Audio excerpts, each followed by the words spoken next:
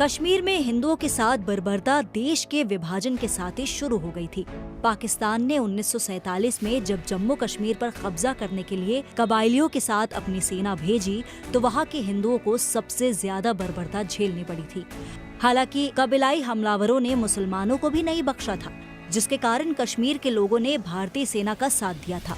लेकिन पाकिस्तान की हार और जम्मू कश्मीर के भारत में विलय के बाद हालात थोड़े सामान्य हो गए। पाकिस्तान के इस आक्रमण को नाकाम कर दिया गया और जम्मू कश्मीर कुछ विशेष अधिकारों के साथ भारत का हिस्सा बन गया।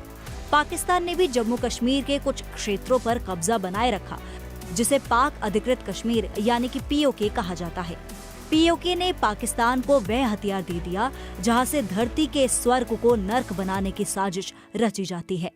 पीओके में आतंकवादियों को प्रशिक्षण दिया जाता है, कश्मीर में घुसपैठ कराई जाती है और यहीं से कश्मीरी पंडितों को घाटी से निकालने की पृष्ठभूमि भी तैयार की गई।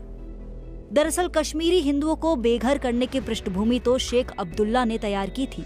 फारूक अब्दुल्ला के पिता और उमर अब्दुल्ला के दादा शेख अब्दुल्ला कश्मीर के जिन्ना बनना चाहते थे। पाकिस्तान के आक्रमण के समय उन्होंने भारत का साथ तो दिया था, लेकिन 5 साल के भीतर उनके अंदर आजाद कश्मीर का भूत सवार होने लगा। साल 1953 तक शेख अब्दुल्ला ने साफ तौर पर कहना शुरू कर दिया था कि अब कश्मीर को आजाद होना चाहिए। कश्मीर को आजाद कराने के लिए उन्होंने जिन्ना का रास्ता अपनाया। कश्मीर में सांप्रदायिकता को बढ़ावा दिया ताकि वहाँ के मुसलमान उनके साथ आ सके। और जिस तरह भारत के विभाजन के लिए जिन्ना ने सांप्रदायिक उन्माद का सहारा लिया था, उसी तरह के हालात पैदा करके कश्मीर को भी आजाद कराया जा सके। पाकिस्तान ने भी शेख अब्दुल्ला की नीतियों का फायदा उठाया और कश्मीर पर कब्जा करने की नाकाम कोशिशें की। साल 1959 और 1969 में भारत से बुरी तरह हारने के बाद पाकिस्तान ने प्रॉक्सी वॉर का सहारा लेना शुरू कर दिया। कश्मीर में आतंकवाद फैलाना शुरू कर दिया। शेख अब्दुल्ला ने सांप्रदायिक उन्माद फैलाकर इसके लिए पहले ही जमीन तैयार कर दी थी। शेख अब्दुल्ला और पाकिस्तान की नीतियों से उपजी मानसिकता ने आखिरकार कश्मीरी हिंदुओं को अपना घर छोड़ने के लिए मजबूर कर दिया। 80 के दशक में कश्मीर में आतंकवाद चरम पर था। कश्मीर की आजादी के नारों के साथ आतंकवादी संगठनों ने कोहराम मचाना शुरू कर दिया था। जम्मू कश्मीर लिबरेशन फ्रंट यानी कि JKLF और हिजबुल मुजाहिदीन ने कश्मीरी हिंदुओं के खिलाफ जंग का ऐलान कर दिया था। इन दोनों संगठनों के अलावा कई छोटे बड़े अलगाववादी संगठनों ने भी घाटी में खूनी खेल खेलना शुरू कर दिया था। साल 1989 तक कश्मीर की स्थिति बिल्कुल बदल गई थी।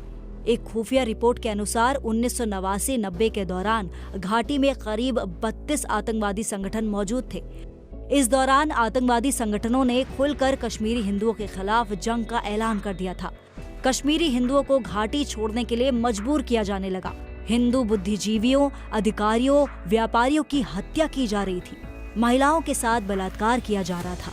14 सितंबर 1989 को कश्मीर के बीजेपी नेता पंडित टीका लाल टपलू की हत्या कर दी गई।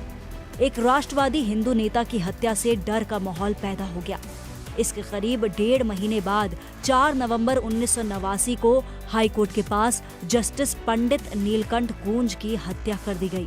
एक जज को सरेआम गोलियों से छल्ली कर दिया गया था। 2 घंटों से ज्यादा समय तक उनकी लाश गली में पड़ी रही। यह खबर जंगल में आग की तरह फैल गई। जस्टिस गंजू ने JKLF के आतंकवादी मकबूल भट्ट को मौत की सजा सुनाई थी। इसके बाद वकील प्रेमनाथ भट्ट की हत्या कर दी गई और अगले कुछ महीनों में कश्मीरी हिंदुओं के ऊपर आतंकवादियों का कहर बरपना शुरू हो गया। 4 जनवरी 1990 को उर्दू अखबार आफताब में हिजबुल मुजाहिदीन ने छपवाया कि सारे हिंदू कश्मीर घाटी छोड़ दें। इसके बाद कई दूसरे उर्दू अखबारों में इस तरह का फरमान छपवाया गया। उर्दू अखबारों में छपी इस खबर के अगले दिन 60 साल की एक हिंदू बुजुर्ग महिला का शव जंगल में मिला। उनके साथ बलात्कार किया गया था।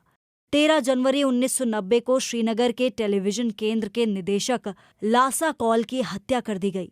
इन लोगों की हत्या ने कश्मीर के हिंदुओं के मन में खौफ पैदा कर दिया। कई महत्वपूर्ण लोगों के अलावा 2-3 महीनों के भीतर 5000 से ज्यादा हिंदुओं की हत्या कर दी गई। कश्मीर घाटी के अलग अलग क्षेत्रों में 1500 से ज्यादा मंदिरों को तोड़ दिया गया। आतंकवादियों की कारगुजारियों से कश्मीरी हिंदुओं ने अपना घर छोड़ना शुरू कर दिया।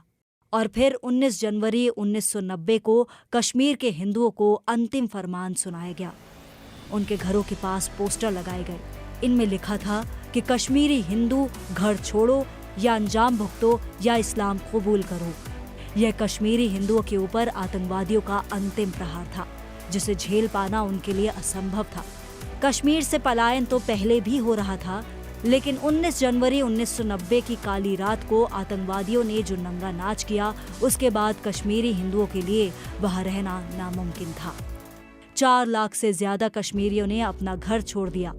अपने ही देश में हुए इस अन्याय को झेलने वाले कश्मीरी हिंदुओं के दर्द को समझने के लिए ना तो कश्मीर की सरकार तैयार थी और ना ही दिल्ली की सरकार। लाखों लोग एक साथ अपना घर छोड़कर शरणार्थी बनने को मजबूर हो गए। उन्हें अपनी वापसी की कोई उम्मीद नहीं थी। कश्मीरियत अब केवल घाटी के मुसलमानों के लिए रह गई थी। कश्मीर से विशेष राज्य का दर्जा खत्म किए जाने के बाद वहां के लोगों की समस्याओं पर जार जार रोने वाले तथाकथित सेक्युलर लोग कश्मीरी हिंदुओं के दर्द को याद भी नहीं करते, उनके घर वापसी के लिए आवाज नहीं उठाते, कश्मीर की उस काली रात की पूरी सच्चाई पर बात करने से भी कतराते हैं। उन्हें डर है कि अगर उनके ऊपर चर्चा करेंगे तो उनकी पोल खुल जाएगी। अगर आपको हमारा वीडियो पसंद आया हो तो इसे लाइक करें, इस चैनल को सब्सक्राइब करें और हाँ, बेल आइकन भी दबाएं ताकि आप तक हमारे वीडियो की नोटिफिकेशन पहुंचते रहें। हमसे जुड़े रहने के लिए अपने सुझाव हमें कमेंट बॉक्स में देते रहें। हमें आपके सुझाव का इंतजार रहेगा। हमारे साथ जुड़ने के लिए धन्यवाद।